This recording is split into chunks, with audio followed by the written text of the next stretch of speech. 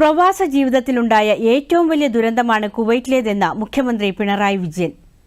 നെടുമ്പാശ്ശേരി വിമാനത്താവളത്തിൽ മാധ്യമങ്ങളോട് സംസാരിക്കുകയായിരുന്നു അദ്ദേഹം. ഇത്തരമൊരു ദുരന്ത വിവരം അറിഞ്ഞയുടൻ കേന്ദ്ര സർക്കാർ ഫലപ്രദമായി വിഷയത്തിൽ ഇടപെട്ടു എന്നും മുഖ്യമന്ത്രി പറഞ്ഞു.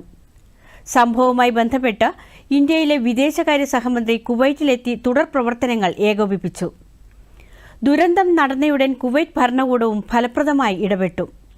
വിഷയത്തിൽ കുറ്റമറ്റ രീതിയിലുള്ള തുടർ പ്രവർത്തനങ്ങളും ഉണ്ടാകുമെന്നാണ് പ്രതീക്ഷിക്കുന്നതെന്നും മുഖ്യമന്ത്രി പറഞ്ഞു.